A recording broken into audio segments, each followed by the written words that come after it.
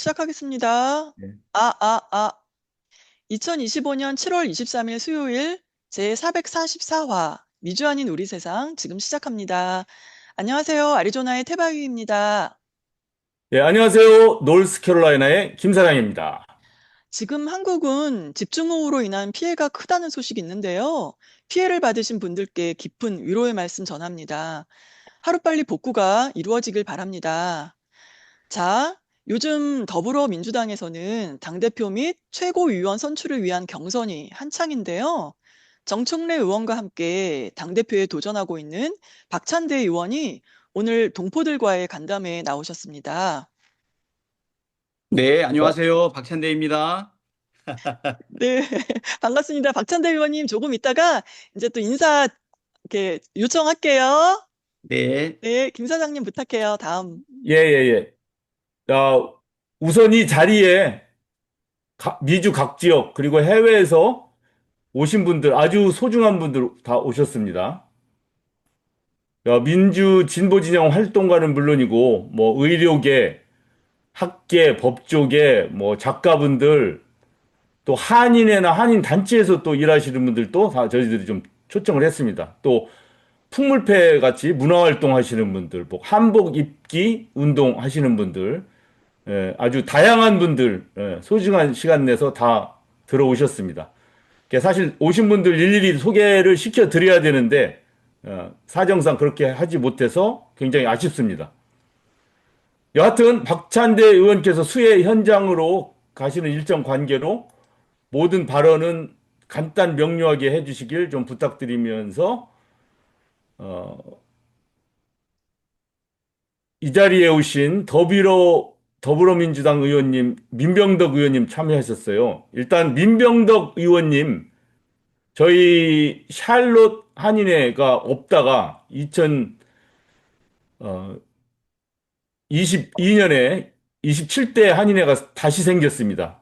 끊어졌다가, 그때 8.15 광복절 축사와 함께 27대 한주영 회장님께 축사를 보내주셨어요. 민병덕 의원님이. 그래서 저희 노스캐롤라이나하고는 좀 이렇게 친근한 그런 관계에 있습니다. 민병덕 의원님 먼저 인사 말씀 한번 나눠주시면 고맙겠습니다.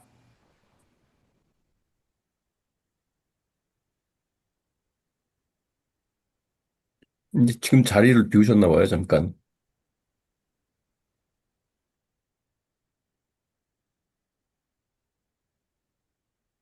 아마 그래요? 아마 수해 현장으로 좀 이동 중이어가지고 연결이 아, 아마 원활하지 않을 것 같아요. 아유, 지금. 지금 오셨네요. 자, 네. 민병덕 의원님, 잠시 인사 말씀 부탁드리겠습니다.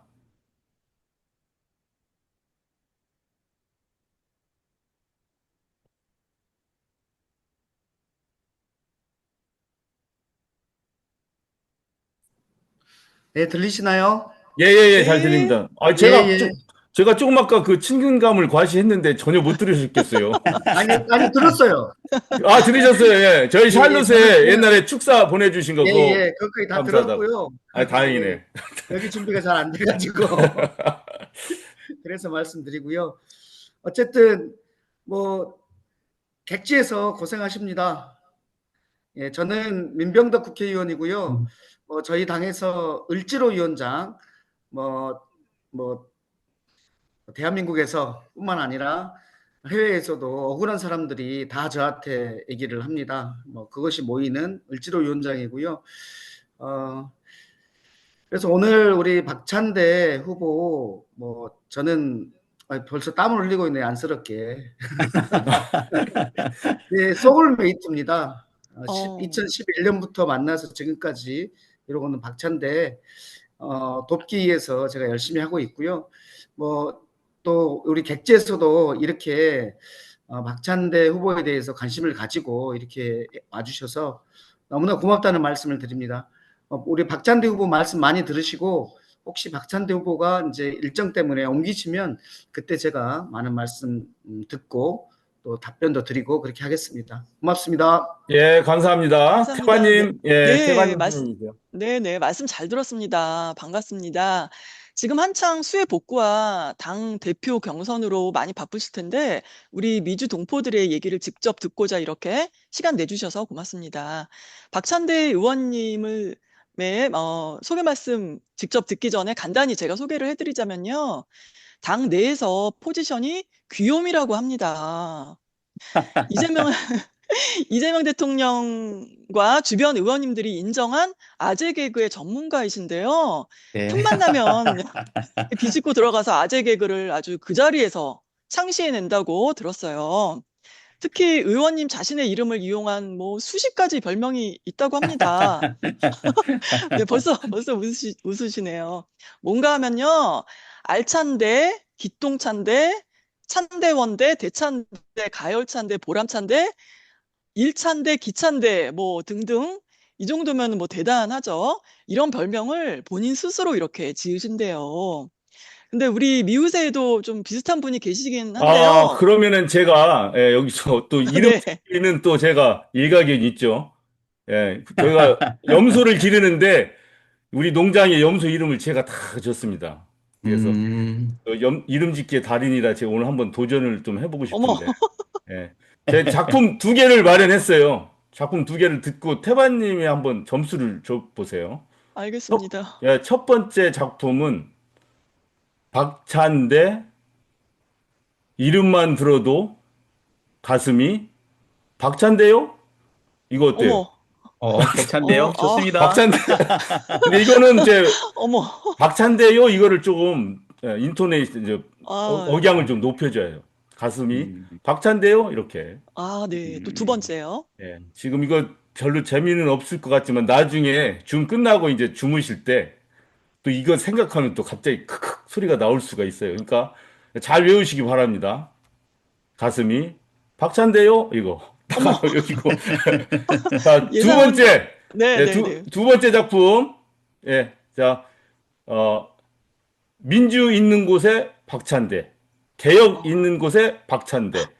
가슴 벅찬 박찬대. 이거 어때요? 와, 자, 첫 번째가 좋아요, 두 번째가 좋아요. 박찬대 의원님. 네. 둘 다 좋은데요. 네. 네, 근데 이제 벅찬데 거 좋은 것 같아요. 벅찬데. 가슴 벅찬 박찬대. 예. 네. 네. 아유, 자, 여기서 자, 우리 이름만 들어도, 사실은, 왜냐면 이 농담이 아니고, 사실 박찬대 의원님을 저희들이 해외에서 많이 본 거는 그 계엄 때였어요. 계엄 때. 그렇죠. 그때 사실 12월 지금은, 이렇게 뭐 피를 흘리지 않고 지나갔으니까 우리가 그냥 이렇게 웃으면서 하지만 사실 큰일 날 뻔했지 않습니까? 맞아요, 예, 그랬죠. 맞아요. 그때 시민들뿐만 아니라 의원님들이 하나하나 그때 할 때, 원내 대표로서 또 당대표 직무대리로서 보여주신 모습을 생각하면 사실은 정말 감사하죠. 그런 뜻으로 맞습니다. 농담 한번 해봤습니다. 네. 자, 박찬대 의원님 인사 말씀 부탁드리겠습니다. 예, 반갑습니다. 우리 존경하는 미국, 호주, 독일 등 세계 각국에 계신 우리 당원 동지 여러분. 네, 안녕하십니까. 더불어민주당 당대표 후보 기호는 2번 박찬대입니다.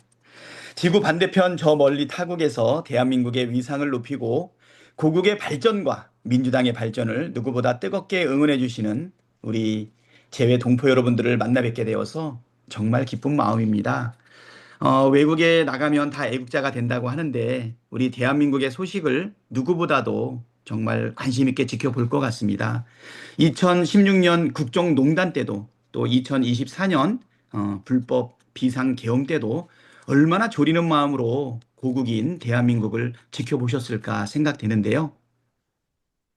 그래도 우리 주권자인 국민들과 함께 국정농단도 이겨내고 그리고 다시 내란도 이겨내지 않았습니까?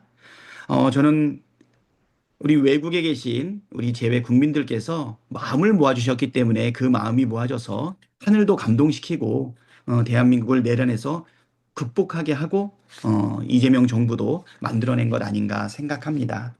특히 지구 반대편 저 멀리 타국에서 대한민국의 위상을 높이고 고국의 발전과 민주당의 발전을 누구보다 뜨겁게 응원해 주시는 여러분들을 만나 뵙게 돼서 다시 한번 기쁜 마음입니다. 지금 현지 시각이 다 다를 텐데요. 이렇게 귀한 시간 내어주셔서 진심으로 감사드립니다. 지금 한국은 200년 만의 폭우 또는 400년 만의 폭우로 인한 많은 국민들이 어려움을 겪고 있습니다. 그래서 오늘은 민주당 의원들이 모두 모여서 가평에서 수해복구 활동을 하고 있고요. 저도 지금 민방위복으로 갈아입고 나서 여러분들께 인사드리기 위해서 잠깐 의원 사무실에 있습니다. 인사 마치고 이동하면서는 네, 저기 온라인을 통해 가지고 여러분들의 말씀을 듣도록 하겠습니다. 동포 여러분께서 한마음으로 고국의 안녕을 걱정하고 계실 것으로 믿습니다. 그렇죠. 외국에 계신 동포 여러분은 모두 국민 외교관입니다. 여러분의 삶과 이야기에 귀 기울이는 것이야말로 세계 속에서 대한민국이 나아가야 할 방향에 대한 지혜를 구하는 것 아닌가.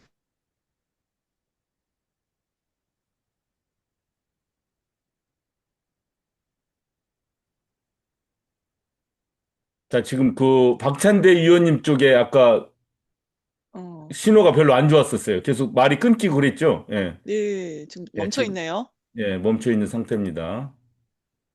그러면, 어, 잠깐, 여기서, 오늘 이 방송, 오늘 이 녹화는, 팟캐스트 미우새, 그 다음에 유튜브 미우새로 올라가고요. 그 다음에 JNC TV 유튜브로 올라갑니다. JNC TV에 송현 교수님 잠깐 인사 좀 드리겠어요? 지금 막간에? 안녕하세요. JNCTV 대표이자 기자인 아, 송은입니다. 예, 예. 이제 다시 네, 연결됐습니까? 네, 예, 예, 됐습니다. 예. 네, 예. 마지막 인사만 하다가 이제 끝났는데요. 우리 국민들이 바라는 대로 내란을 완전히 종식하고 그 다음에 삼특검을 통해서 예, 불공정성도 해소하고 그리고 민생 안정과 경제 성장을 위한 그리고 국민 통합을 위한 노력을 다하는 집권여당의 당대표가 되기 위해서 노력하고 반드시 그것을 이루어내도록 하겠습니다. 외국에 계셔서 항상 간절한 마음으로 조국을 보고 계실 텐데요. 그래도 우리 대한민국이 이재명 대통령 국민 주권 정부의 성공을 통해서 여러분과 함께 기쁨을 나누고 여러분에게도 큰 도움이 될 수 있는 고국이 되도록 노력하겠습니다. 여러분 사랑합니다. 힘내십시오. 네, 고맙습니다. 말씀 잘 네. 들었습니다.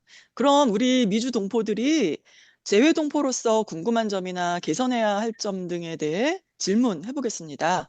미리 보내드린 질문에 대한 답을 박찬대 의원님께서 해주시고 또 시간적 여유가 있으면 참여하신 분들의 질문을 직접 받도록 하겠습니다.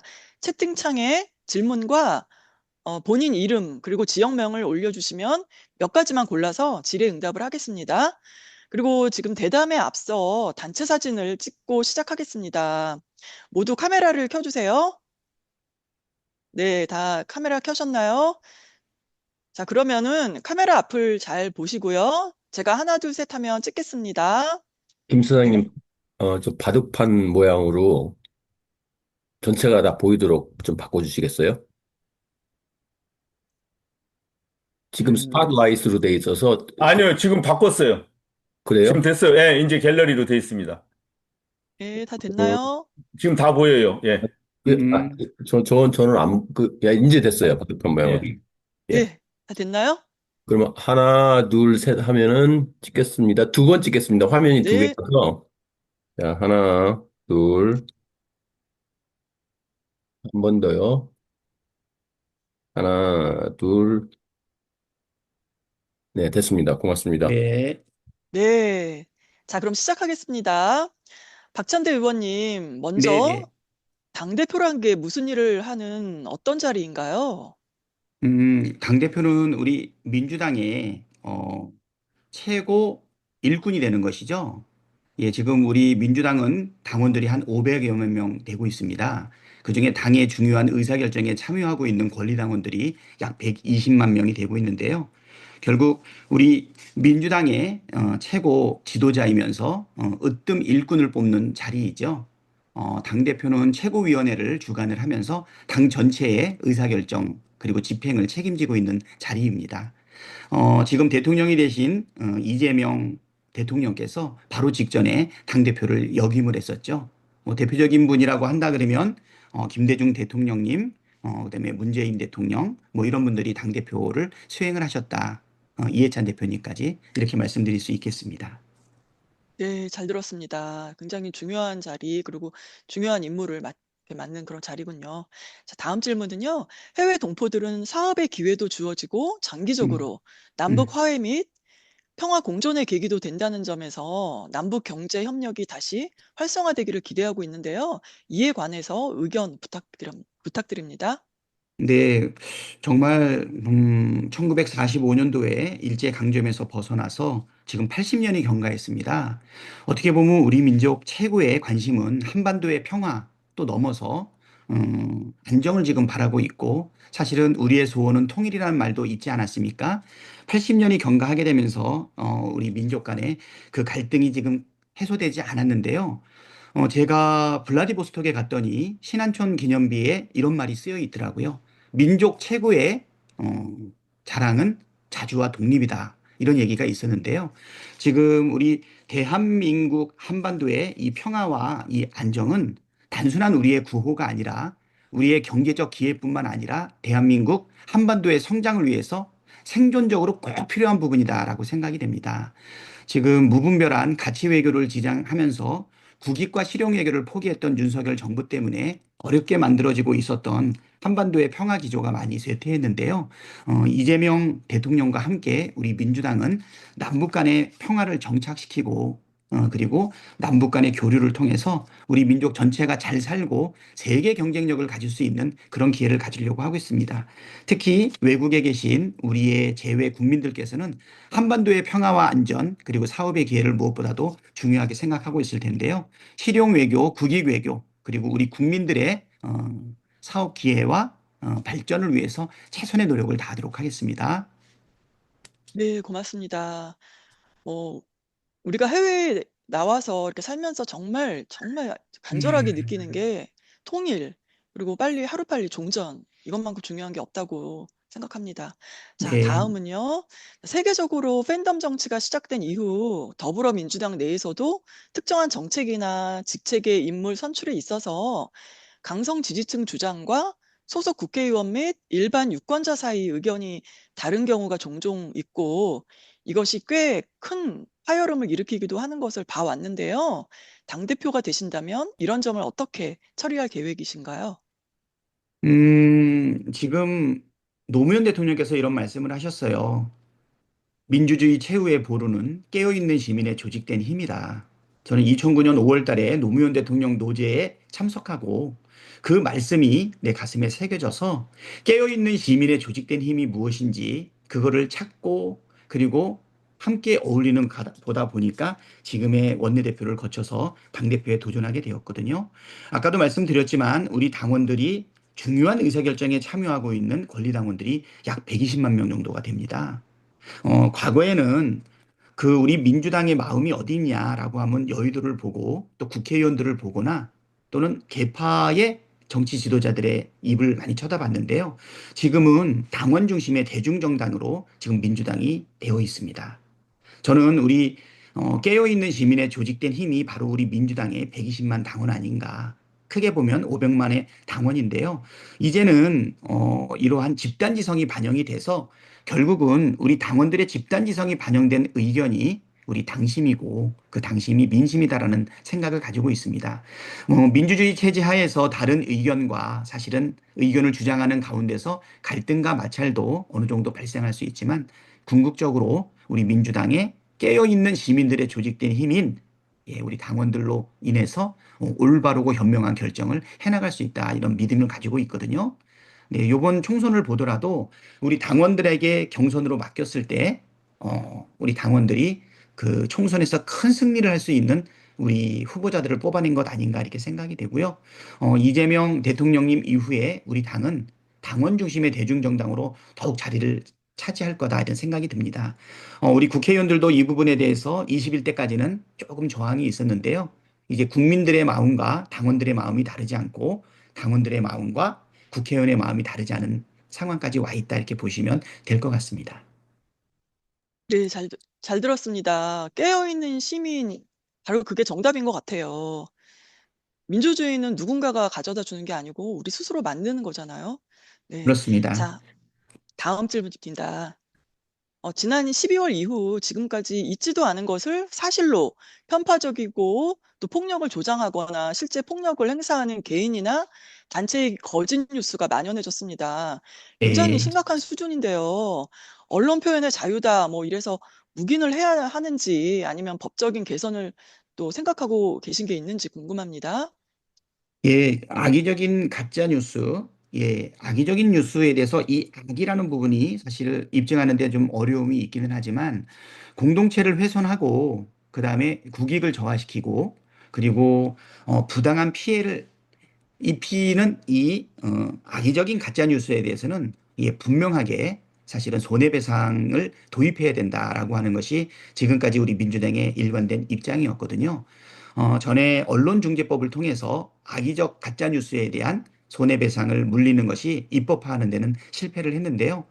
요번 우리 민주당은 이재명 정부하에서 네, 가짜뉴스에 대한 손해배상을 도입을 해서 가짜뉴스로 혼란을 일으키는 그런 부분은 근절해야 된다. 이렇게 생각합니다. 입법적으로 완결하도록 그렇게 하겠습니다. 감사합니다. 아유, 정말 하루빨리 이건 중요한 내용 같아요. 더 네. 이상의 그 가짜 뉴스로 인한 피해자가 없어야 됐다는 생각이 듭니다.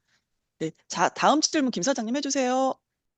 예, 다음 질문은 선천적 복수 국적법 요거인데 요 내용 음, 자체가 굉장히 좀 해외 동포들이 전문적으로 알고 어쩌면 네. 한국에 계신 분들은 아무리 정치인이라 할지라도 어쩌면 잘 다루지 않은 수도 있을 것 같아서 이 문제를 지금까지 굉장한 열정을 쏟아서 활동해 오신 우리 DC의 전종준 변호사님께서 직접 박찬대 의원님께 한번 설명을 드리는 방식으로 한번 네, 질문을 네. 드리고 간단한 견해를 들어보는 그런 시간.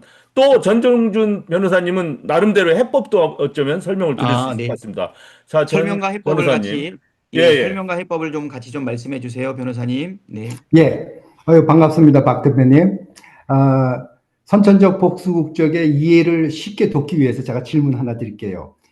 최초 한국계 미 연방 상원의원인 앤디 킴 의원 아시죠? 네, 알고 있습니다. 그러면 네. 그분은 복수국적일까요, 아닐까요? 어, 아니실 것 같은데요? 예, 맞아요. 네. 그분은 1982년생이라서 다행히 복수국적이 아닌데, 만약에 출생 당시에 아버지가 영주권자였고, 네. 1983년 5월 24일생 이후부터는 복수국적이 됩니다. 그러니까 현재 어, 42세까지 전부 다 복수국적이 됐는데, 아마 네. 30만 명으로 피해자가 지금 추산되고 있습니다. 네. 미국 공직에 진출할 때, 신원조회할 때, Have you ever held dual citizenship? 이중 국적을 음, 가진 적이 있냐라는 질문에 대부분 no라고 대답을 해요. 그러니까 거짓 네. 진술하는 거죠. 그래서 공직과 정계 진출에 족쇄가 되고 있어요. 이 원인 제공을 누가 했냐면은 2005년 소위 홍준표법입니다. 거기에 의하면은 네. 한인 2세가 외국에서 출생했을 때 네. 18세가 되는 해 3월 말까지 국적 이탈을 안 하면 병역 의무가 부과가 돼요. 그리고 음, 병역 기피자가 되고 38세까지 국적 이탈을 못하게 돼 있습니다. 여기에 대해서 네. 2020년도에 헌법재판소로부터 헌법 불합치 결정을 받았습니다. 네. 그러나 아직도 권리 없는 의무를 부과하는 위헌적인 2005년 소위 홍준표법을 어, 우리가 고쳐야 되는데 여기에 대해서 개정법안을 발의할 의도가 있으신지요? 아, 지금 우리 외국에 있는 네, 우리 재외 국민들 입장에서 선천적 복수 국적과 관련된 여러 가지 피해가 있다라고 하면 지금 우리 변호사님 주신 말씀만 가지고는 충분히 판단하기는 어렵지만 국민의 목소리를 듣고 그거에 따른 합당한 응답을 하는 게 정치인의 자세가 아닌가 생각이 됩니다. 관련 자료를 주시고 내가 검토를 해가지고 꼭 필요하다라고 생각한다 그러면 적극적으로 발의해 보도록 하겠습니다.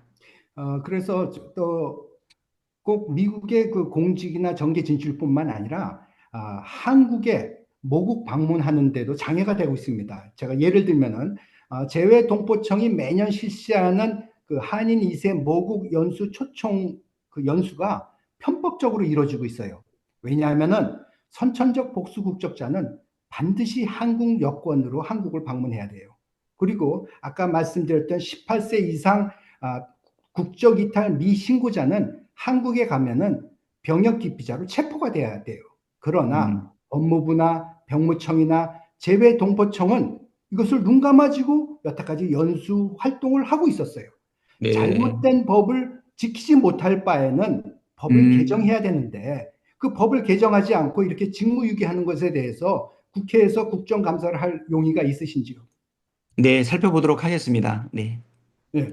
그리고 예, 마지막으로 현재 그 박지원 의원님께서 작년 12월에 법제실로부터 그 국적법 제14조의 2, 즉 한인 2세 남성과 여성도 포함돼요.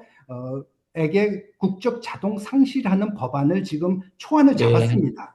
네. 그런데 주위에서 중국 동포가 반대할 여지가 있다라는 이상한 소문을 듣고 음, 박지원 의원님께서 지금 발의를 안 하고 계세요.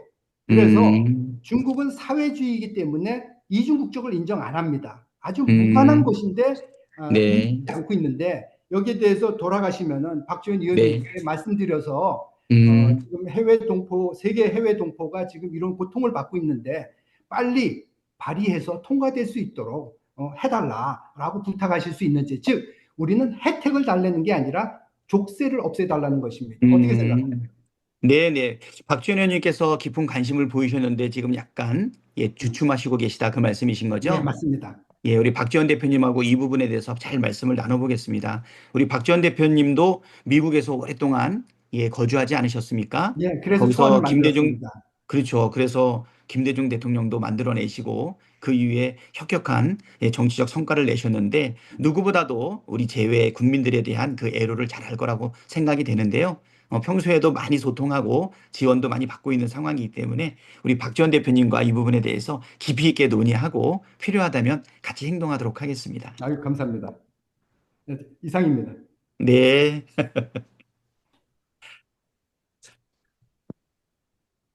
예, 우리 전종준 변호사님한테 예, 선천적 복수 국적과 관련된 이야기를 들었는데요. 어쩌면 한국에서는 우리 재외 국민들이 갖고 있는 그 애로라든가 어려움을 충분히 이해하지 못했던 부분이 있을 수 있는 것 같습니다. 좀 더 저도 좀 더 깊은 관심을 가지고 지금 주신 정보를 기초로 해서 네, 저도 좀 더 연구하고 살펴보고 네, 여러분들의 권익이라든가 권리가 희생되지 않도록 최선의 노력을 다할 거고 아까 말씀하신 것처럼 네, 국적 자동 상실되는 요 부분과 관련된 법안에 있어서 박지원 대표님하고 깊이 있게 논의해서 같이 행동하도록 하겠습니다. 네, 고맙습니다. 예, 그 탁가이버님, 조지아의 탁가이버님도 말씀하셨고, 또 저희들이 미리 만든 질문지에도 있지만, 우리 해외 동포들이 특히 관심 있고 또 많이 우려하고 있는 것이 세월호 문제거든요. 네. 지금 뭐 정치하시는 분들께서 어떻게 생각할지 모르겠지만, 그 세월호의 진상 규명이 안 이루어진 것으로 우리 해외 동포들이 많이 보고 있어서 이게 네. 쉽지 않은 문제인 건 알고 있습니다. 이제 뭐 어떻게 했냐면 외국의 군대가 세월호를 침몰시킨 것까지 이렇게 좀 생각하는 상황이라서 이런 문제를 좀 어떻게 생각하시는지 간단하게 말씀 부탁드립니다. 예, 그 세월호 그 사건이 있었던 2014년 4월 16일은 우리 대한민국뿐 아니라 전 세계에 있는 우리 국민들에게 충격을 가져줬던 부분이고 사실 왜 그렇게 우리 아이들과 국민들이 그 재난에서 그 사건에서 왜 구제되지 못했는지, 왜 그 사람들의 생명을 구하지 못했는지는 아직도 많은 의문이 있는데요. 그 의문에 대해서 아직도 분명하게 해소가 되지는 않았던 것 같습니다. 지금 11년이 경과가 됐는데요.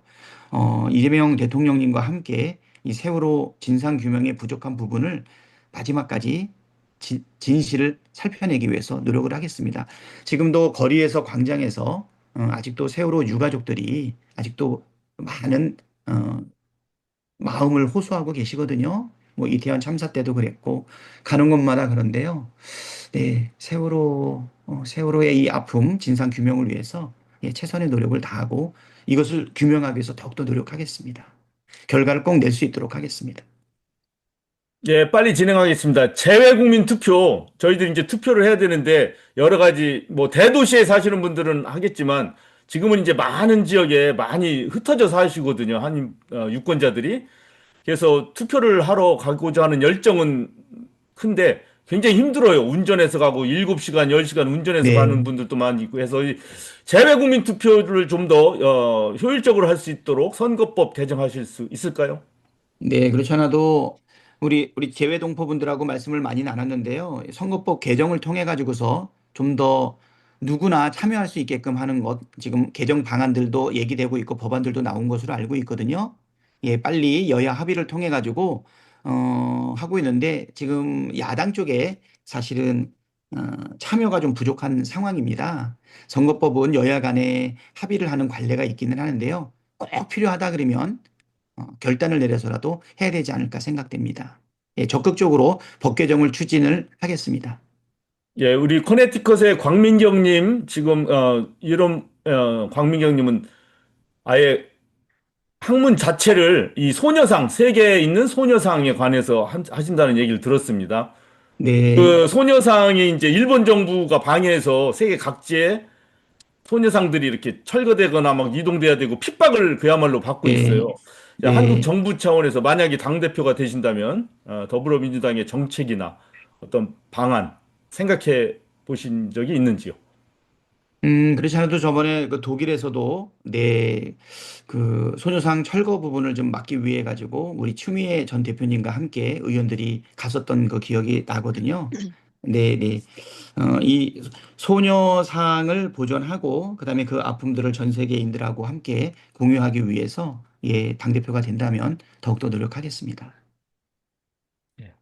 그다음에 또 하나 질문이 있는데 이제 그 민주평화통일자문회의 있지 않습니까? 네, 대통령 네, 네, 직속에 이게 예, 이제 예, 뭐 잘 기능을 하면 세계에 흩어져 있는 한인들이 정말 한반도의 평화와 대한민국의 민주화를 위해서 잘 일을 하실 수가 있을 텐데 그동안 그 군사 독재 정권에 의해서 사실은 좀 꼭두각시 비슷하게 이렇게 활용이 됐고 또 예, 미주 지역 내에서는 또 사람들이 이걸 가지고 뭐 내가 더 잘났어 뭐 이런 식으로 약간 불협화음을 일으키는 어떤 그런 요소가 된 적이 있었거든요.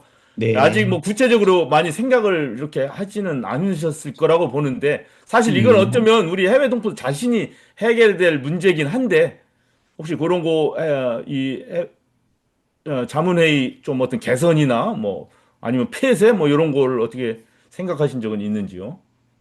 어, 예, 민주평화통일 자문회의가 지금 우리 특히 재외 국민들한테 있어서는 뭐 굉장한 활동의 창구인 것 같아요. 힘을 모으기도 하고 또 그 멤버가 되는 거에 대해서 자문위원이 되는 거에 대해서 자부심도 많이 느끼는 것 같습니다.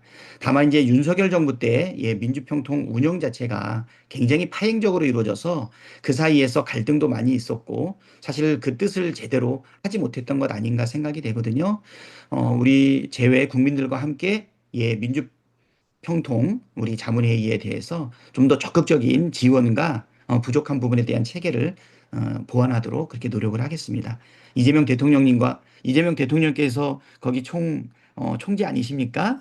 네, 그렇죠. 네, 예. 총위원장이시니까 예, 이 부분에 대해서는 좀 더 제도적으로 보완해 나가고 지원하도록 그렇게 하겠습니다.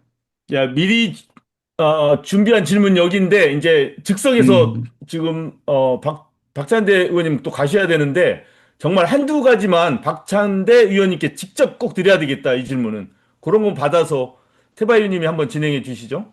네, 지금 그 독일 함부르크의 이승현 선생님께서 보내주신 질문인데요. 네, 후쿠시마 핵 오염수 해양 투기가 시작된 지 곧 2년이 되고 그동안 12차례 해양 투기가 진행되어 왔는데요. 그동안 우리의 관심사에서 사라진 모든 생명체를 위협하는 핵 문제를 지금 상기하고자 계속 이렇게 어, 활동을 하고 계세요. 지금 네, 모여서 네, 많은 네, 분들이. 네. 근데 어떻게 생각하시나요? 어떤 방안이 있을까요? 예, 우리 이거 저기 핵 오염수의 그 해양 투기를 막기 위해 가지고 한 2년 전에 정말 전방위적으로 노력을 했는데 지금 일본 정부에 대한 사실 여러 가지 압박과 뭐 이걸 해결하기 위한 국제적 노력이 같이 이루어져야 되는데 내란이 일어나게 되면서 사실은 우선순위에서 좀 많이 밀렸던 것 같아요. 계엄을 해제하고 대통령을 파면하고 새 정부를 만드는 일, 이때까지 1년 정도는 좀 사실은 우리의 주된 관심사에서 좀 벗어나지 않았나 이렇게 생각이 되거든요. 예, 일본 주변에 나라뿐만이 아니라 전 세계의 생태에 엄청난 영향을 미치는 부분에 대해서 해결하기 위한 노력이 구체적으로 이루어지지 않고 있는데요. 이제는 나라가 지금 정상화가 지금 되어가고 있는 상태 아닙니까? 예, 일본하고의 여러 가지 관계도 사실 재정립해야 되고 협조할 것은 협조하고 압박할 것은 압박해야 되는 국익 중심의 실용 외교를 진행해야 되는데요. 이 후쿠시마 핵 오염수와 관련된 이 처리 부분에 대한 우선순위를 좀 더 높여서 근본적으로 해결할 수 있는 방안에 대해서 깊이 있게 노력하도록 하겠습니다. 네, 고맙습니다. 지금 아쉽게도 지금 박찬대 의원님께서는 이제 수해 지역에 떠나셔야 되셔가지고 이제 더 이상 이제 네, 질문은 받을 수가 없고 마지막으로 인사 한마디 해주시고 이렇게 출발하시면 됩니다. 네, 오늘 그 여러 가지 질문을 많이 보내주셨는데요. 이 부분에 대해서 뭐 단순하게 한번 이야기하는 소통 정도가 아니라 여러분들이 가지고 있는 관심 그리고 우리가 풀어야 될 과제에 대해서 구체적인 이야기를 주셨다고 생각이 됩니다. 이 부분은 그냥 스쳐 지나가지 않고요. 제가 당대표가 되면 아니더라도 우리 민주당에서 여러분이 주신 이 말씀을 꼭 하나도 헛되게 땅에 떨어지지 않게끔 해결책을 찾고 대안을 만들어가기 위해서 최선의 노력을 할 거고요. 앞으로도 시간이 되는 대로 여러분들과 소통을 해나가도록 하겠습니다. 우리 대한민국 지켜주셔서 감사합니다. 내란을 극복했지요? 네, 빨리 내란을 종식하고 다시는 대한민국에 이러한 내란이 불가능하게끔 그렇게 법과 제도를 만들겠습니다. 저는 내란 종식 특별법을 내었는데요. 이 내란 종식 특별법대로 그대로 진행을 하고요. 여러 가지 개혁 과제도 잘 완수하겠습니다. 흔들린 민생, 그리고 외교, 그리고 안보, 그리고 경제 성장까지 든든한 조국이 되어서 여러분들의 뒷받침이 되고 또 여러분들과 함께 늘 든든한 조국이 되도록 노력하겠습니다. 감사합니다. 네, 고맙습니다. 자, 이제 우리 박찬대 의원님께서는 이제 이렇게 마치셨고요. 또 다음 시간을 기약하겠습니다. 또 이런 자리 마련하겠습니다. 고맙습니다. 네, 감사합니다. 다음에 또 네, 뵙겠습니다. 네, 미주, 반가웠습니다. 네, 미주 한인 우리 세상 화이팅입니다. 네, 네, 됐습니다. 자, 네, 그러면은 감사합니다. 네, 아유, 정말 좋은 시간 내주셔서 정말 좋은 말씀 많이 해주셔서 정말 든든합니다, 저희들. 자, 그다음, 예, 예. 자, 감사합니다. 그러면 저는 퇴장하겠습니다. 네. 자, 그럼 이제 나머지 질문은 이제 우리 민병덕 의원님께서 해주실 거예요. 지금 벌써 많은 우리 동포분들이 지금 이 방에 들어오고 계신데요. 점점 많아지고 있어요. 관심이 굉장히 큽니다. 자, 어떻게 어떤 질문이 있냐면요. 린다모님 지금의 질문인데요. 최근까지 인디애나폴리스에 사시다가 얼마 전에 제주도로 정착을 하신 린다모님 질문인데, 한반도의 평화를 위해서는 남북 간 교류와 우호적인 관계가 중요하지만 일본에 있는 제1조선학교에 대해서 혹시 알고 계신지 모르겠습니다. 그들은 통일된 한반도의 미래를 위해서 열심히 공부하고 있습니다. 북한뿐 아니라 남한에 고향을 둔 그들은 남북을 연결할 수 있는 중요한 인재들이라고 생각하는데요. 그들에 대한 민주당과 이재명 정부에서 특별한 정책이 있는지 궁금하다고 합니다. 저희가 그 부분과 관련해서 국회에서 토론회도 하고 그러고 있거든요. 그렇게 해서 그분들은 실은 우리에게는 통일과 교류를 위한 중요한 자산이잖아요. 그분들의 존재 자체가. 그리고 또 일본이라는 곳에서 우리의 전통을 유지하면서 오랫동안 지켜온 조선인 학교들, 저희가 실은 지금 정부 차원에서 어떻게 도울 것인가, 이 부분을 우리가 고민하고 있는 거고, 실은 민주당이나 이런 우리 진보 세력들은 열심히 실은 돕고 있습니다. 정부 차원에서 도울 수 있는 방안들에 대해서는 저희가 이제 우리 정부가 들어섰으니까 일단 먼저 교류를 통해서 알아보고 정부 차원에서 도울 수 있는 것들을 찾도록 하겠습니다. 네, 고맙습니다. 자, 그리고 김 사장님, 자, 다음 질문. 지금 그렇게 질문이 많지가 않으니까 질문하시고 싶은 분은 뮤트를 끄시고 마이크를 켜시고 직접 하셔도 큰 문제가 없을 것 같아요. 저희들은 질문이 너무 많을 것 같아서 이렇게 했는데 네. 어때요? 그게 여기 그런 게 낫겠죠? 정현진님, 네, 예, 정현진님 여기 네네, 질문 직접 올라온 주셔도 거. 돼요. 예, 예. 네. 그 말씀하시기 전에 아까 우리 박찬대 의원에게 질문했던 부분들과 관련해서 제가 조금 보충해 드릴 것들이 있긴 한데, 선천적 복수국적법 같은 경우도 지금 헌법 불합치까지 결정 난 거 아니에요? 이 부분과 관련해서 그 박지원 의원하고 제가 좀 살펴서 좀 보겠다는 말씀을, 이거는 제가 해외에 나가면 거기 계시는 우리 동포분들께서 항상 얘기하셨던 부분입니다. 이 부분과 관련해서 제가 좀 더 살피겠고요. 아까 이제 세월호 부분 말씀 주셨는데, 그래서 최근에 대통령께서 세월호, 그다음 이태원, 오송 이 분들하고 유족들하고 대화를 했어요. 그래서 이제 생명안전기본법 제정해가지고 이제 이러한 것들이 다시 발생하지 않도록 하는 것들을 기본법 차원으로 만들겠다는 것이 있는 거고, 이제 더 중요한 것은 세월호 같은 경우는 우리가 원인을 아직도 명확히 모르겠다, 이 부분이 있는 거잖아요. 그래서 대체로 선 진실 규명과 그 다음에 이제 화해인 거잖아요. 그러니까 진실과 화해이기 때문에 어, 그 부분들은 저희가 더 하고 있다라는 말씀을 좀 드립니다.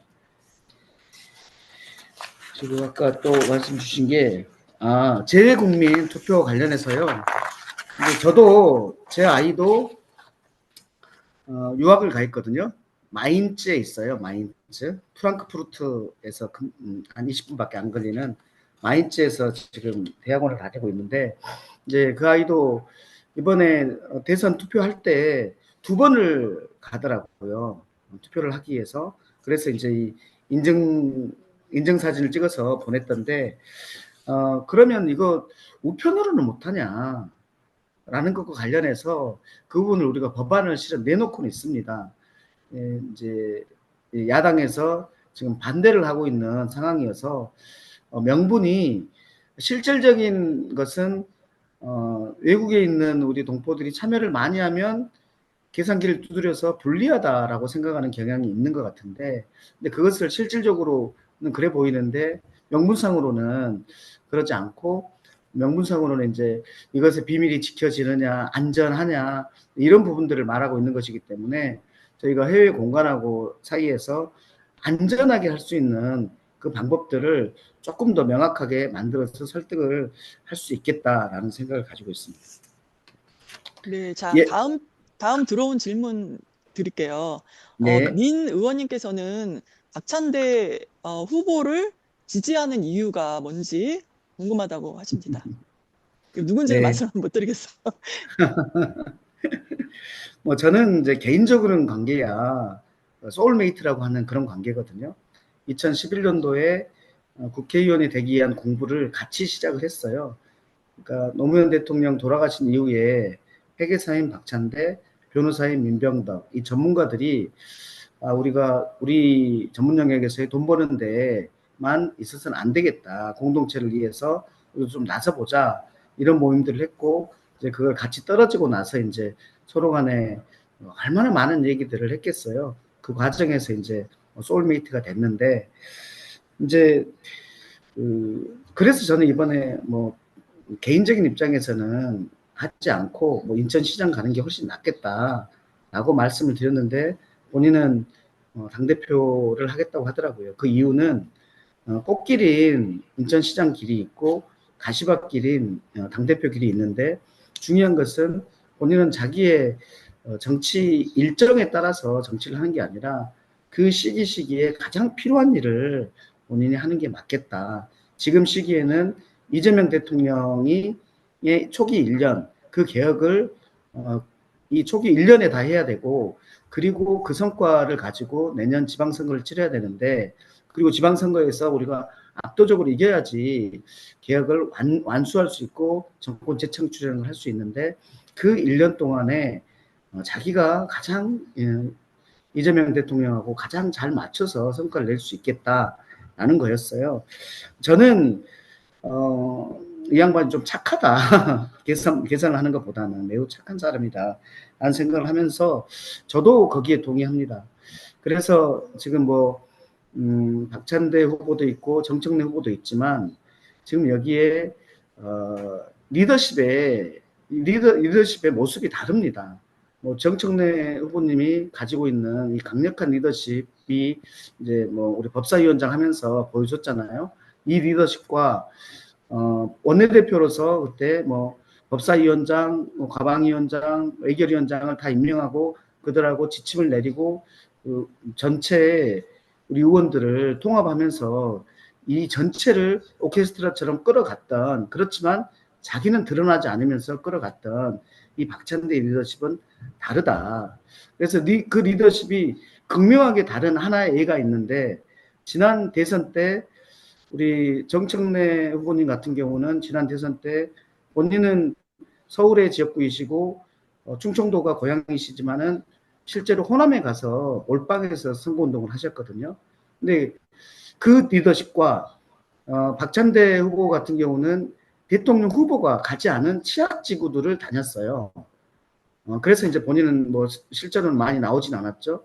그런데 그 리더십의 차이가 극명하게 드러난 것이고, 이 리더십은 앞으로도 이재명 대통령과의 사이에서 같은 형태로 계속 드러날 것이다라고 보여요.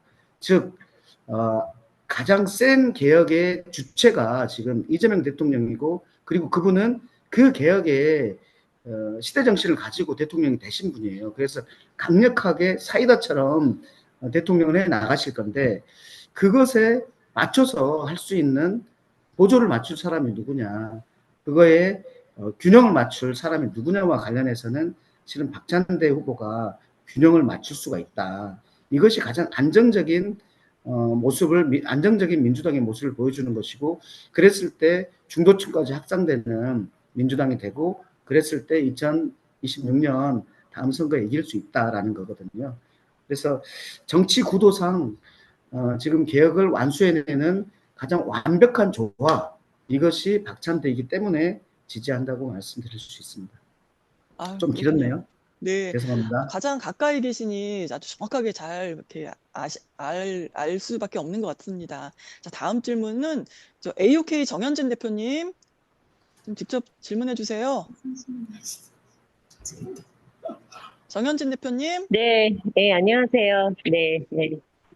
네, 우리 해외 동포들은 항상 뭐 어디서 왔냐 그러면은 노스코리아, 사우스코리아를 외국인들이 묻기 때문에 아무래도 국내에 계신 분들보다는 분단에 민감합니다. 지금 트럼프가 방위비를 더 내야 된다고 압박을 넣고 있는데 사실 이건 내정 간섭 아닌가요? 그래서 지금 국회의원들 많이 미국 방문 중이신 거 알고 있는데 더욱 당당하게 방위비가 아니라 미군 주둔비를 내야 된다 이런 식으로 좀 당당하게 나갈 수 있는 그런 의원들이 계시길 바랍니다. 또한 우리가 뭐 통일과 평화에 대한 노력을 해오다 보면은 국가보안법이 항상 발목을 잡고 있어요. 2018년에 저희가 방북을 한 적이 있는데 국가보안법, 뭐 남북교류협력법 이런 걸로 계속 재판을 받고 있는 그런 동료들이 많이 있고요. 지금 뭐 통일부에서는 개별 관광을 북에 갔다 오라 하는데 국가보안법이라는 이 사악한 법을 놔두고 있는 상태에서는 우리들의 활동이 자유롭지가 않고 전혀 안전이 보장되지 않습니다. 그래서 지난 회기에도 여러 명의 국회의원들이 국가보안법 폐지를 발의하셨지만 이것이 당 차원에서의 어떤 지도력이 있지 않은 상태에서는 그냥 번번이 물거품이 됩니다. 그래서 당 차원의 어떤 지도력을 발휘해 주십사. 네, 부탁드립니다. 네네. 우리 방위비가 아니라 방위비를 낼 것이 아니라 주둔비를 받아야 한다라는 말씀에 대해서 실은 저는 많이 동의하고 있고요. 그리고 지금 미국 트럼프 대통령께서 하고 계시는 관세와 관련된 부분이라든지 뭐 이제 방위비 관련된 네네.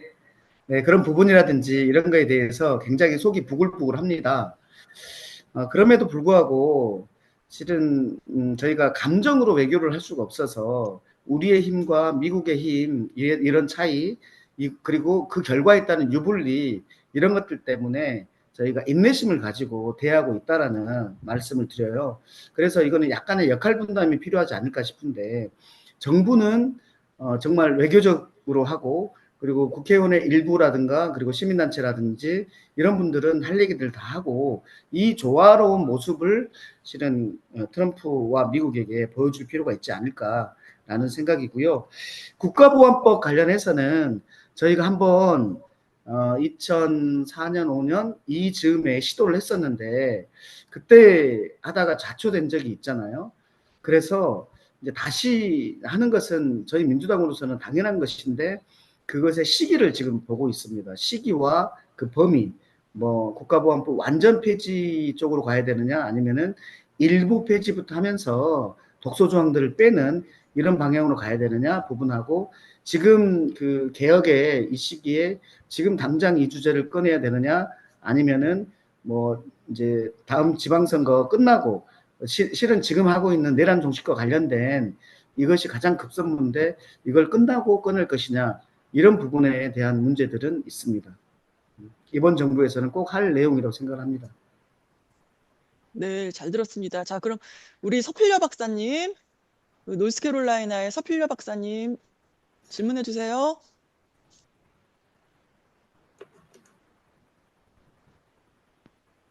서필려 박사님 계세요? 네, 제가 질문 드릴게요. 민주당의 가장 중요한 목표 중에 하나는 정권 재창출인데 아직 이르긴 하지만 아젠다에 있나요? 이런 질문입니다. 서필려 박사님 질문이에요. 네, 당연히 정권 재창출을 한다는 것은 뭐냐면 우리가 목표로 삼은 것들을 완성하기 위해서 정권을 재창출하는 거잖아요. 그러기 위해서는 국민들에게 잘해야 되는 거고 저희의 목표는 단기, 중기, 장기가 있지만 중장기적으로는 통일이 있는 거고 통일을 이루기 위한 그 단기적으로 그 중기적으로는 이제 뭐 평화 체제를 확립해서 그 교류 과정에서 이제 결과적으로 통일하는 이런 것들이 있는 거고 또 하나는 저희 대한민국의 경제가 성장과 분배가 균형 잡히게 만들어내는 것들도 우리에게는 매우 중요한 목표다라는 말씀을 드리고 그 성장을 하기 위해서 뭐 말씀 드릴 수 있는 게 이제 전략산업에 대한 첨단 산업에 대한 것들, 재생에너지에 대한 것들, 그리고 우리 문화산업에 대한 이런 걸 중심으로 성장을 하고 그 성장 속에서도 이제 분배를 신경 쓴다는 것이고 레거시 산업들, 철강, 조선, 뭐 건설 이런 부분과 관련해서는 왜 이 산업들이 성장의 한계에 부딪혔는지를 보면서 그것은 그 좀 분배가 제대로 되지 않고 그 생태계 전체가 발전하는 방식으로 되지 않아서 그런 거 아닌가 싶어서 이런 데는 좀 분배를 좀 중심으로 해서 하려고 하고 결론적으로는 경제는 성장과 분배를 균형 잡히게 가려고 한다.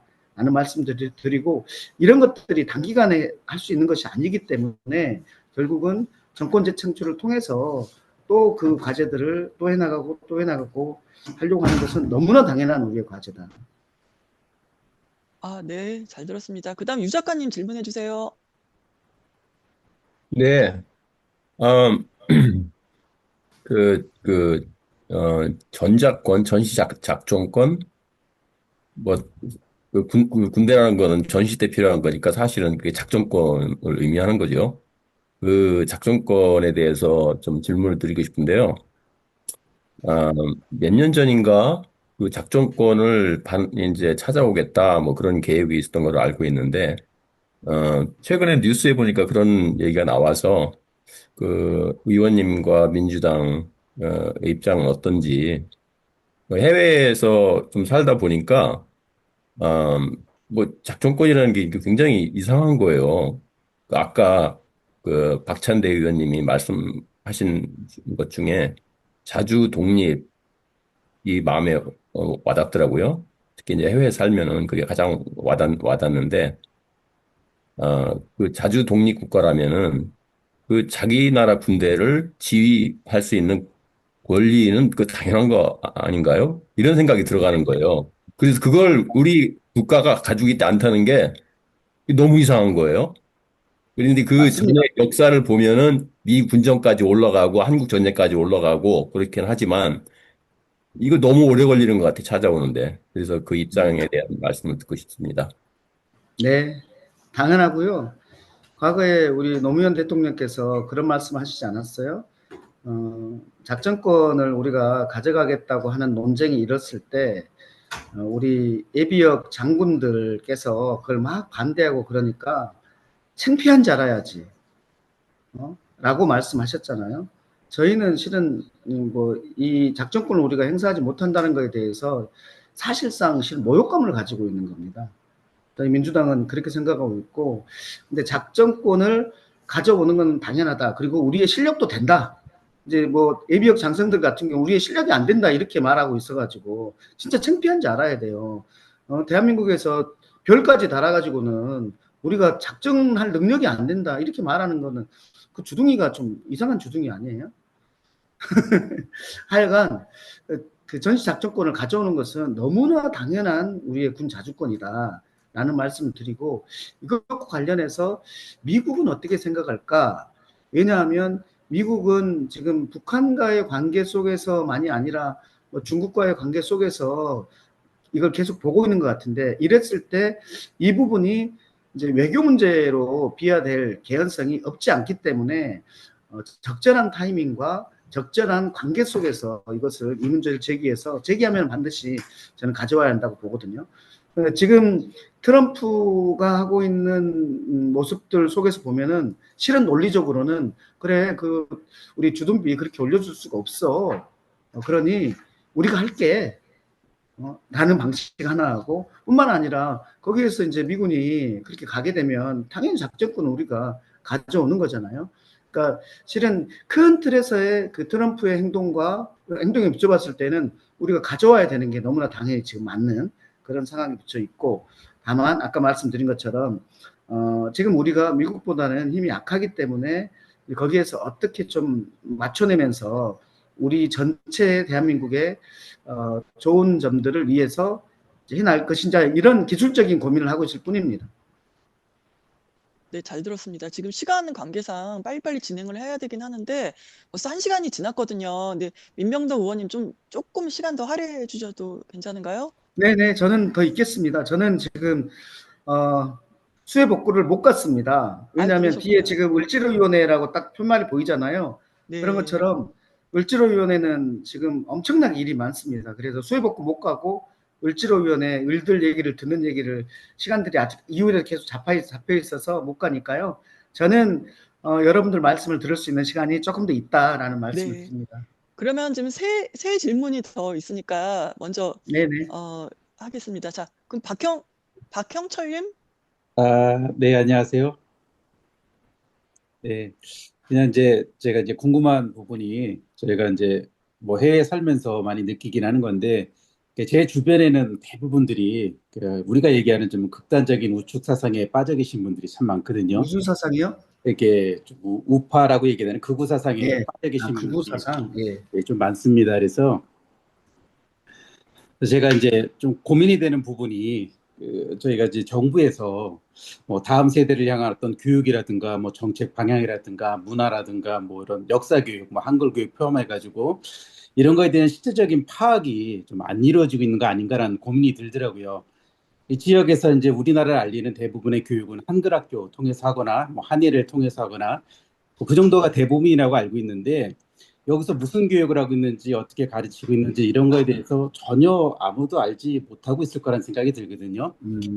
그래서 이제 아무리 이제 한국에서 뭐 좋은 얘기를 하고 뭐 한다고 할지라도 그거를 실질적으로 진짜 얘기를 접하고 바른 교육이 이루어져야 그게 이제 바른 일이 되지 않을까 생각이 드는데 또 혹시 이제 이번 정부에서는 뭐 다음 이제 해외에 있는 아이들 뭐 차세대에 대한 교육에 대한 뭐 정책 방향이 결정된 것이 있는지 또 실제적으로 해외에서 이루어지는 뭐 다양한 그 이제 뭐 한글 역사 문화 뭐 이런 교육에 대한 뭐 실태 파악이 진행될 수 있을지 그런 좀 궁금증이 있거든요. 그래서 좀 질문을 드려봤습니다. 좋은 주제를 주셔서 고맙고요. 저도 해외에 다니다 보면 항상 한글 학교 교장 선생님을 만나거든요. 근데 그분들 말씀을 들어보면 실은 예산도 택도 없고 그다음에 공간도 별로 안 좋고 교통도 별로 안 좋은 이런 것들을 이용을 하면서, 그리고 지원이 별로 없어가지고 현지에 나가 있는 우리 기업들, 현지 법인들 여기에서 이제 뭐 좀 지원을 받아가지고 이렇게 하는 굉장히 열악한 상태에 있더라. 아니 그런데 한글만큼 과학적으로 잘 만들어지고 쉬운 언어가 어디 있습니까? 특히 디지털 세상에 굉장히 맞는 언어가 한글이잖아요. 그래서 이 부분과 관련해서는 저는 국가에서 예산을 좀 쏟아 부어야 된다라고 생각을 합니다. 이게 한글의 보급도 있지만은 한글 보급을 통해서 한국의 역사와 문화를 보급하는 것이기 때문에 그렇다는 말씀을 드리고, 이제 그렇게 예산을 쓰게 되면 그러면 교육의 내용이 무엇인지, 한글을 가르치는데 어떤 내용으로 가르치는지 이 부분에 대해서 이제 점검을 하겠죠. 지금은 이 정부나 외교부에서 그 내용을 어떻게 하는지에 대해서까지는 점검을 그만큼은 못하고 있다는 느낌입니다. 그러니까 예산을 쓰고 그리고 그 내용도 또 점검하고 이러겠다는 말씀을 드리고, 그리고 또 하나는 우리 교육과 관련해서 이제 해외 분들도 극우인 분들이 이제 많지만 이 대한민국도 지금 극우인 경우가, 청년들이 그런 경우가 많은데 그것은 실은 지금 교육의 문제이거든요. 교육과 관련해서 저도 3명의 아이가 있는데 다 20대입니다. 근데 그 아이들한테 물어보면은 국사가 절대평가라는 거예요. 절대평가에서 국사는 공부 안 해도 그냥 패스할 수 있기 때문에 국사 공부를 안 한다는 거예요. 그리고 그 시험 문제도 너무나 쉽다는 거예요. 조선시대 사건 하나하고 신석기, 구석기 이런 사건 하나하고 이렇게 비교해서 이제 가르라는 이런 문제를 내고 있다는 거거든요.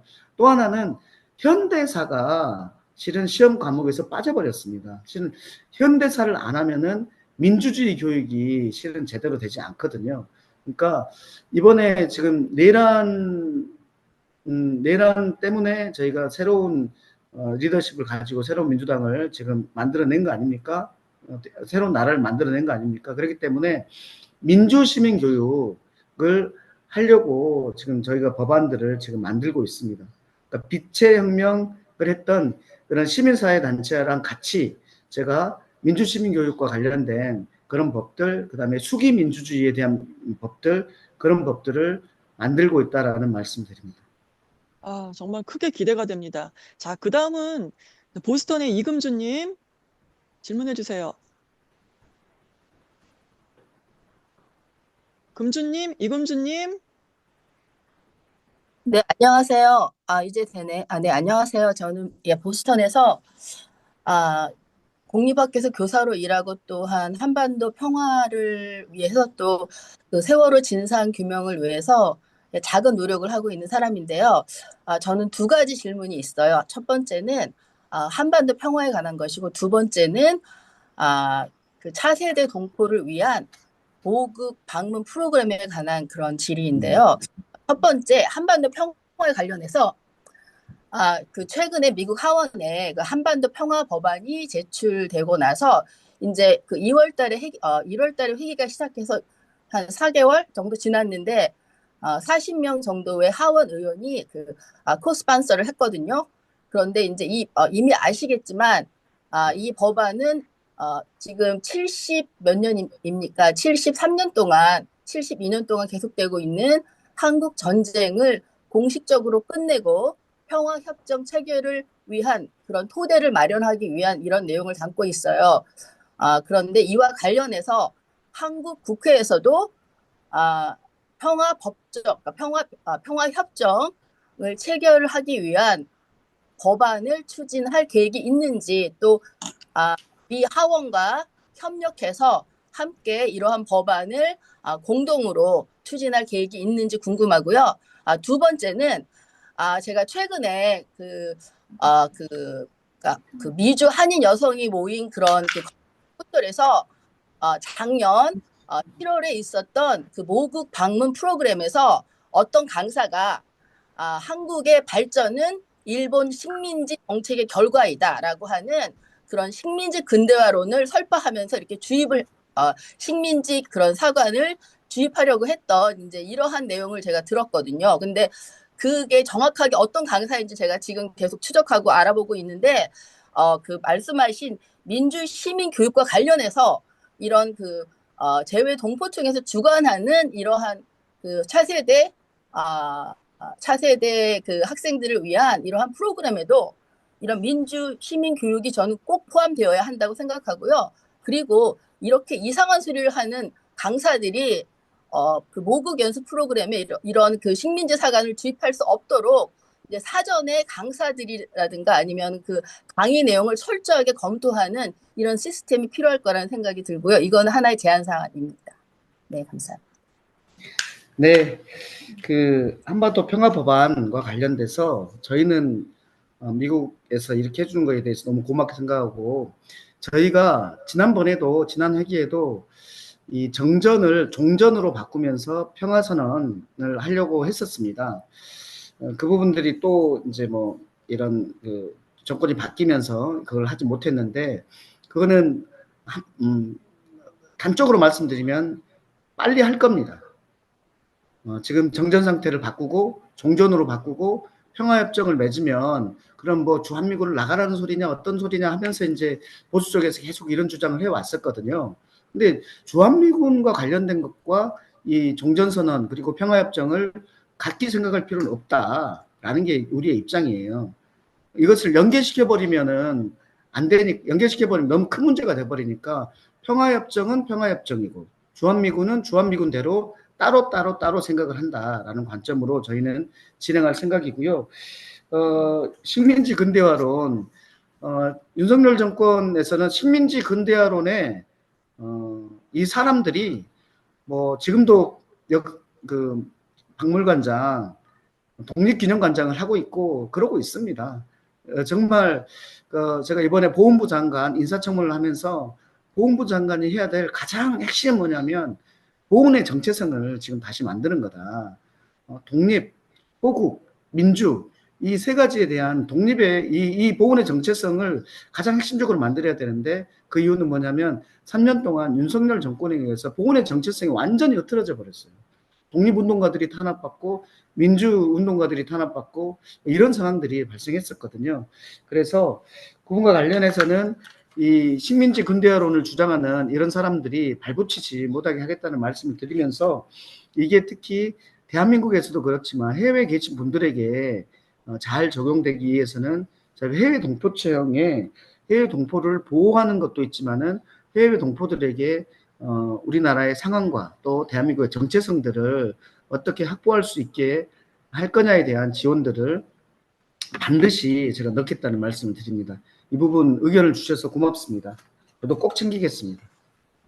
네, 잘 들었습니다. 지금 시간이 지금 벌써 초가 됐는데 한 분에서 두 분 정도만 더 네, 질문 받고. 괜찮습니다. 제가 더 듣겠습니다.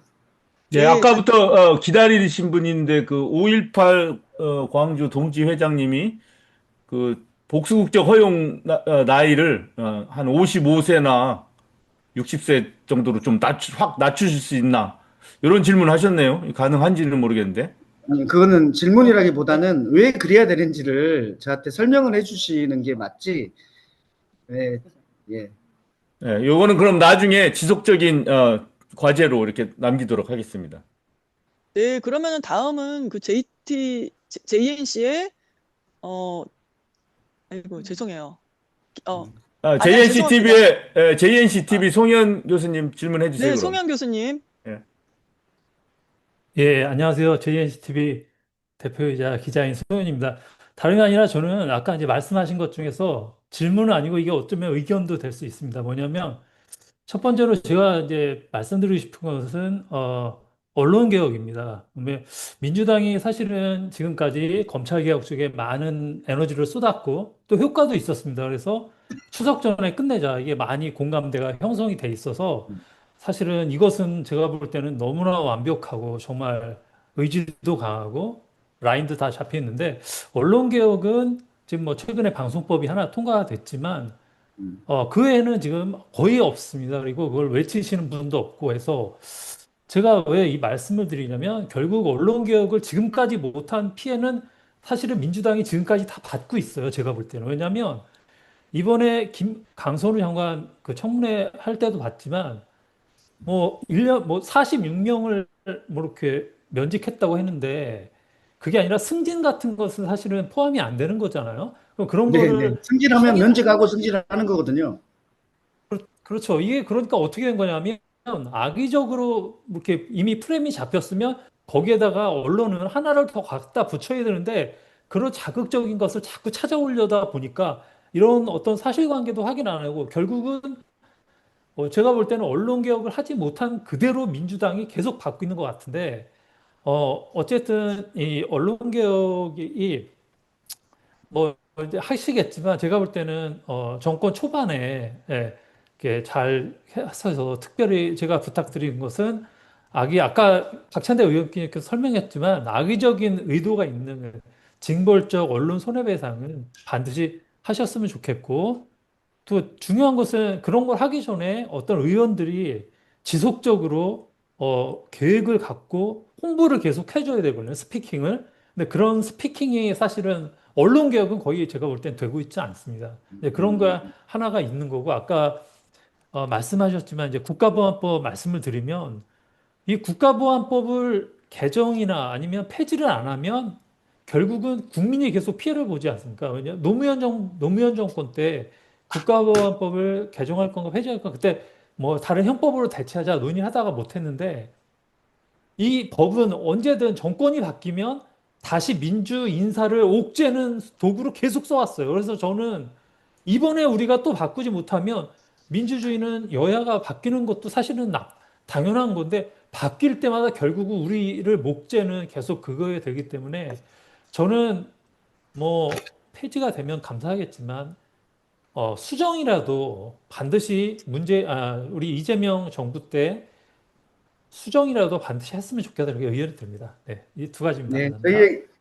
저희의 기본적인 입장은 걱정하는 부분은 형법으로 하면 된다라는 입장이거든요. 근데 다만 이제 이게 여야가 있고 상대가 있는 것이라서 완전 폐지로 네. 갈 거냐 아니면은 주요 독소조항들을 개정하는 방향으로 갈 거냐는 저희가 전략적으로 좀 판단하려고 하는 건데 말씀드린 것처럼 반드시 바꾸긴 바꿀 거다라는 말씀을 드리고 언론 개혁과 관련해서도 저희가 21대 때 실은 거의 갔다가 좌초됐거든요. 그게 당장 눈앞에 있는 선거를 염두에 다가 그렇게 된 거예요. 그런데 지금은 언론 개혁이든 검찰 개혁이든 그리고 사법 개혁이든 많은 개혁적인 과제들이 실은 물이 올라와 있습니다. 교육 개혁도 마찬가지고 물이 올라와 있습니다. 왜냐하면 이것을 이 보수의 눈치를 보면서 있다가 보니까 실은 결국은 이런 내란이라는 극단적인 상황이 발생해 버렸고 다시 내란이 발생하지 않는 대한민국을 만드는 데 있어서 뭐 언론 개혁이라든지 사법 개혁, 검찰 개혁, 교육 개혁 이런 것들이 필요하고 이 속에서 대한민국이 지속 가능하고 탄탄해진다는 것을 이제 실은 많은 국민들이 아시게 됐어요. 그래서 이것들을 열심히 해 나가되 네, 저희가 개혁의 피로감이 있을 수 있기 때문에 그 거의 모든 것들을 저희는 1년 내에 하려고 한다라는 말씀을 드리고요. 지금 당장 좀 갑갑하게 느끼실 부분들이 있을 텐데 이 경제 부분이 민생 부분이 당장 너무나 어렵기 때문에 일단 최근 뭐 한두 달은 그걸 중심으로 지금 하고 있다는 말씀을 드립니다. 그래서 추석 전에 그러면 지금 벌써 8월 달이 거의 다 오고 있는 거 아니에요? 8월부터 이제 해가지고 추석 전에는 검찰 개혁하고 직후에는 뭐 언론이라든지 사법 개혁하고 이런 것들을 하려고 합니다. 감사합니다. 네. 자, 이제 김 사장님. 예, 지금 아까 케빈나님도 질문하시고 많이 있는데 대단히 죄송하지만 지금 을지로위원회 저기 보니까 갑을 할 때 을지로인가 봐요. 저 처음 들었는데. 네네네. 네. 그럼 김갑송님 아까 저 기다리고 계시죠? 김갑송님 질문을 끝으로 민병덕 의원님과의 대담을 해서 마치는 게 어떻습니까? 예. 어쩔 수 없이 대단히 죄송합니다. 저 질문 주신 분들한테. 네, 저 질문 두 가지인데요. 하나는 지금 한 1만 7천 명 정도 미국에 와 있는 한인 입양인들이 지금 무국적자입니다. 그 재외동포청 자료에 따르면. 그래서 그 입양인들 중에서 그 과거에 이 전과가 뭐 아무리 작은 범죄를 하더라도 전과가 있는 이방인들이 추방위기에 놓여 있어요. 미국에서. 근데 이 친구들은 이제 어릴 때 뭐 아주 어릴 때 미국에 왔기 때문에 한국에 돌아가서도 적응도 힘들고 실제로 이렇게 돌아간 입양인들이 한국에서 적응을 못해서 어려움을 겪은 사례들이 상당히 많이 발견이 됐었잖아요. 그래서 이 한인 입양인들하고 그다음에 지금 15만 명의 한인 서류 미비자들이 미국에서 살고 있습니다. 그런데 이분들이 지금 아시다시피 트럼프의 반이민자 정책 때문에 미국 사회에서 엄청난 탄압을 받고 지금 두려움에 떨면서 살고 있어요. 그래서 저희 생각에는 맨날 한미 동맹 떠들면서 정작 미국에 와 있는 한인들을 이렇게 지금 트럼프 정부가 탄압하고 있는 거거든요.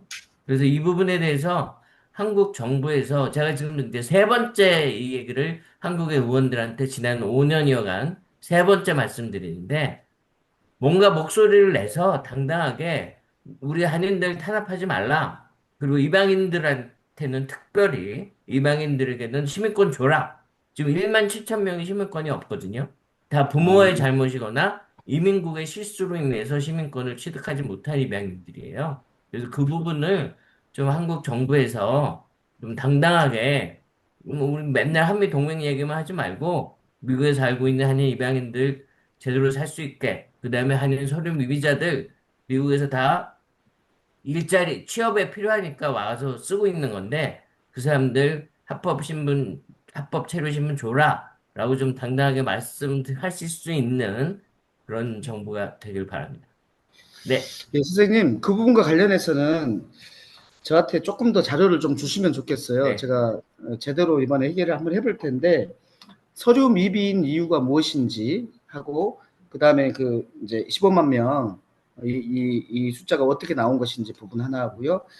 그 다음에 한인 입양인 17,000명이 무국적자인 이유를 제가 이해를 못 하겠어요. 입양을 하면 미국 국적이 되는 거 아닌가요? 아닙니다. 아, 시민권 아니에요. 신청을 따로 해야 돼.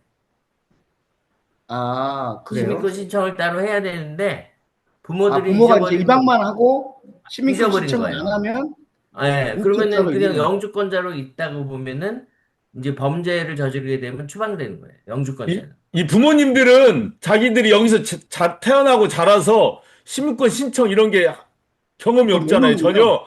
예, 그냥 당연히 다 시민인 줄 알고 그냥 지나가는 거예요. 근데 애 신분은 다르죠, 지금 대립권에는. 그다음에 또 어떤 경우는 예. 시민권 신청을 했는데 이민구에서 실수로 발급을 안 한 경우들도 있고 중간에 서류가 분실됐다든가 그렇게 해서 근데 1만 7천 명이라는 숫자는 이제 제일동포청에서 파악을 한 건데 네. 하여튼 뭐 이 부분에 대해서는 뭐 기사도 많이 나와 있고 저희들이 네, 이제 네, 네. 입양인 정의연맹이라는 입양인들이 직접 운영하는 단체에서 이 입양인 시민권법이라는 거를 제정해 달라고 지금 한 5년여 동안 미 의회에 요구를 하고 있거든요. 근데 거기에 상당수가 아시다시피 한인들이 한때 그 입양 수출국이라는 오명이 있었잖아요.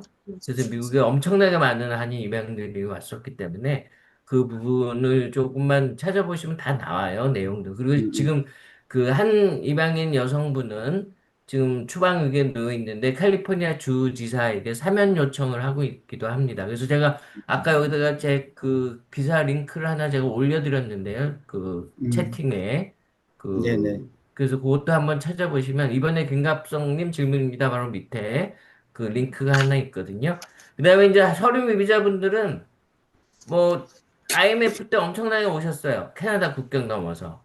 그래가지고 먹고 살기 위해서 미국에 오셔가지고 지금 거의 대다수가 15년 이상 미국에 살고 있는 한인들이고 전부 다 여기서 열심히 일하고 열심히 사는 분들인데 이제 트럼프가 자기 정치적 목적 때문에 지금 반이민자 정책을 펼치면서 다 쫓아나겠다. 그렇게 지금 하고 있는 상태거든요. 그래서 일부 자진 출국하시는 분들도 있는데 이런 부분에 대해서도 어차피 너희들이 노동력 필요해서 서류 미비자지만 미국에서 그렇게 살면서 직장 가지고 그렇게 해왔던 건데 그렇게 무자비하게 쫓아내는 게 말이 되느냐라는 목소리를 좀 뭐 어려우시겠지만 그 정도까지는 그래도 좀 낼 수 있는 그런 당당한 한국 정부였으면 좋겠습니다. 네네, 네, 알겠고요. 네. 그 한인 입양인 무국적자 부분과 관련해서 아까 법안이 미국에 뭐 내려고 한다고 하니까 그 안을 한정돼 하나 있습니다. 예. 주시고요. 네. 그래서 뭐 첫 번째는 그거, 두 번째 서류 미비자 이 부분은 조금 더 논란이 있을 것 같습니다만은 논란은 있죠. 네네 있을 것 같은데 저희 대통령께서 이제 계속해서 지금 한미 정상회담을 하려고 하잖아요. 그 미리 그 앞에 앞단에서 실무회의를 할 때 네. 이런 부분들을 좀 논의를 하도록 좀 할 테니까 저한테 조금 더 자료를 주실 수 네. 있으면 좀 올려놔 주시면 좋겠다는 말씀을 드립니다. 네. 예를 들어서 멕시코 대통령 같은 경우는 아주 당당하게 지금 얘기하고 있습니다. 괴롭히지 말라고. 예. 네네네. 네. 아니 뭐 네. 이재명 대통령 스타일은 네. 얘기할 스타일입니다. 네. 네, 아시잖아요. 예. 네. 자, 오늘 지금 질문도 계속 올라오고 있고 또 참가자들도 계속 늘어나고 있는데 또 여기서 이제 아쉬운 이별을 해야 하겠습니다. 자, 우리 민명덕 의원님, 오늘 우리 이렇게 재외 동포들과 간담회를 통해서 느끼신 점, 또 마음이 어떠신지, 또 우리 동포들에게 하시고 싶은 말씀 있으면 마지막으로 해주십시오. 네, 제가 해외에 가서 항상 느끼는 바지만 외국에 계시는 분들, 이분들이 훨씬 더 애국자시다. 그리고 대한민국이 잘 되기를 훨씬 더 원하시는 것 같다. 관심도 크다. 이런 느낌을 받았거든요. 오늘도 마찬가지입니다. 실은 지금의 대한민국에서 국가보안법이라든지 막 이런 것까지 고민 못하고 사는 사람들이 정말 대부분인데 여기에서 그렇게 말씀해 주셔서 고맙고 또 특히 세월호에 대해서도 우리가 세월호 다음에 이제 뭐 이태원 참사라든지 오송 참사라든지 이렇게 나오고 있으니까 이제 세월호 많이 잊어버렸거든요. 그런데 세월호와 관련해서는 지금 뭐 보상은 되고 있다 하더라도 그 원인은 제대로 밝혀진 거 아니지 않느냐라고 지적해 주셔서 너무나 고맙고요. 어쨌든 이렇게 소통하는 자리를 하니까 너무나 좋은데요. 그리고 이제 해외에 계시는 분들의 이제 뭐 필요하신 점 이것도 있지만은 또 국내와 관련해서도 국내 정치 어떻게 해야 되겠다라는 그런 그 인사이트도 없고 이러고 있는 상황입니다. 그래서 조금 더 자주 소통하는 자리를 좀 만들었으면 좋겠습니다. 그리고 뭐 오늘 이재명 정부 많이 지지해 주시고 그리고 이재명 정부가 성공하기 위해서 박찬대 후보 저는 간절합니다. 이게 제일 처음에는 출발은 약간 다른 것 같은데 이 리더십의 차이가 가면 갈수록 분명하게 보일 것이기 때문에 저같이 많이 아는 사람들 입장에서는 다소 걱정을 하는 측면들이 있고 그래서 박찬대가 되는 것이 이 뭐 지속적인 민주당, 안정적인 민주당 그리고 실제로 개혁을 완수해낼 민주당과 관련해서는 매우 중요한 요소입니다. 부탁드리겠습니다. 그리고 모두 감사합니다. 지금 거기 각자 시간들이 있으실 텐데 귀한 시간들 내주셔서 고맙습니다. 감사합니다. 네, 네, 고맙습니다. 감사합니다. 네. 자, 그럼 이번에는 이제 인사로 마무리하고 이제 또 네, 다음 근데 중요한 게 아직 질문도 많고 가만히 보니까 일회성으로 이게 끝날 게 아니라 맞아요. 지속적으로 해외 동포와 민주당 의원실과 어떤 관계가 있으면 좋겠는데 이것에 대해서 지금 김아라 님이 한번 설명을 해주시면서 마무리 짓는 게 어떻습니까? 네, 그러세요. 네. 제가 자리를 좀 옮겨가지고 할게요. 네, 여기서 안 돼요? 네. 예, 우리 비서관입니다. 네, 네, 반갑습니다. 민정의원실 비서관. 예. 네, 안녕하십니까. 아니 오랫동안 소통해갖고 너무 저희 코네티컷 박수원님도 너무 오랜만에 뵙고 오랜만에 뵙는 분들 많아가지고 너무 반갑습니다. 네, 반갑습니다. 저 아시다시피 제가 진정성 있게 늘 재외동포들에 대한 관심과 많은 건의를 했지만 제가 힘이 없어가지고 제대로 된 게 없습니다. 너무 늘 안타깝지만 항상 마음은 변하지 않고 하고 있다는 거를 말씀드리고 싶고요. 그리고 이렇게 민주당 의원님들하고 같이 소통할 수 있는 기회를 제가 책임지고 만들도록 하겠습니다. 우리 민명덕 의원님께서도 지금 자녀분이 또 해외에서 공부를 하고 계시기 때문에 관심이 많으십니다. 그런데 마침 또 박찬대 후보하고 같이 오랫동안 소울메이트로 지내오신 사이라 가지고 어떻게 이렇게 인연이 돼서 이렇게 만나게 됐는데 오늘 박찬대 후보님은 수해가 너무 심해서 그 현장으로 가시는데 지난번에 샬럿 그 한인회 출범식 하실 때 그때 축사 보내실 때도 민병덕 의원님이 막 진흙탕 속에 빠져가지고 수해 복구하고 겨우 씻고 급하게 막 축사 영상을 찍어서 보내드린 거였거든요. 네, 그것도 되게 어떻게 우연히 비슷한 상황이 됐네요. 네, 오늘 말씀해주신 내용 그 입양아 관련해서도 저도 방송도 보고 너무 잘 알고 있거든요. 네, 그래서 그게 너무 가슴 아파서 제가 사실 문재인 정부 때 거기에 대한 인도적인 대책 마련을 계속 제가 그 청와대에도 제안을 하고 많이 요구를 했습니다. 근데 생각보다, 그리고 아시다시피 우리 김 사장님은 다 아시지만 제가 재외동포청 관련해가지고 박원순 시장님이나 그 문재인 정부에도 계속 재외동포청 설립해야 되는 거, 그 당시는 재외동포 재단밖에 없었잖아요. 재외동포청 설립해서 적극적이고 좀 더 체계적으로 재외동포를 지원하는 그런 걸 해야 된다고 계속 했는데 그것도 잘 안 받아들여졌어요. 그런데 어쨌든 윤석열 정부에서 재외동포청을 만들지 않았습니까? 저 그래서 너무 속상했습니다. 우리 정부에서, 민주정부에서 했어야 되는데 윤석열 정부에서 해서. 근데 이제 앞으로 어쨌든 만들어졌으니까 할 일이 많고, 그리고 한반도 평화법안 관련해가지고 저희 이제 최강철 KPEC 대표님이 엄청 열심히 하고 계시잖아요. 지금 이재명 정부에서 그 어떤 외교 특보를 맡으신 걸로 알고 있거든요. 네, 그래서 그건 이제 대중적인 노력이고, 그러니까 저희도 거기에 힘을 합해서 다 같이, 나갔으면 좋겠습니다. 어쨌든 최강철 대표님도 문재인 정부 때도 역할을 많이 하셨고, 진정성 있게 지금도 굉장히 노력을 많이 하고 계신다고 생각을 하거든요. 그러니까 좀 미흡한 부분이 있을지 모르겠지만 또 그 미국 내에서 또 하는 노력도 굉장히 필요하지 않습니까?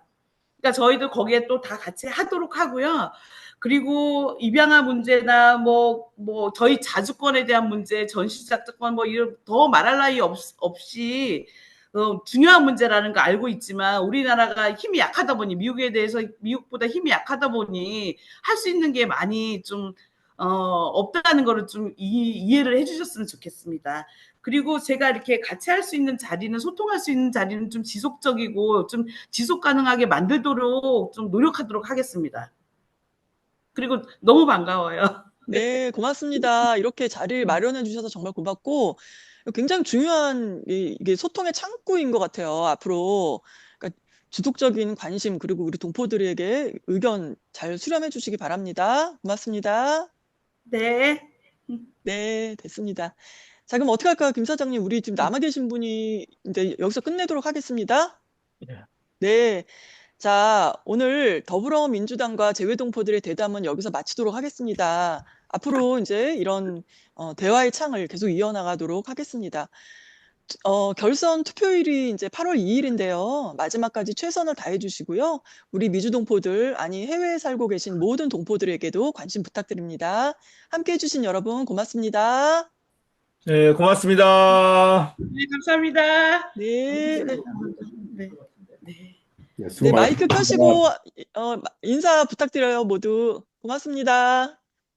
예, 이제 녹화는 끝났으니까 편하게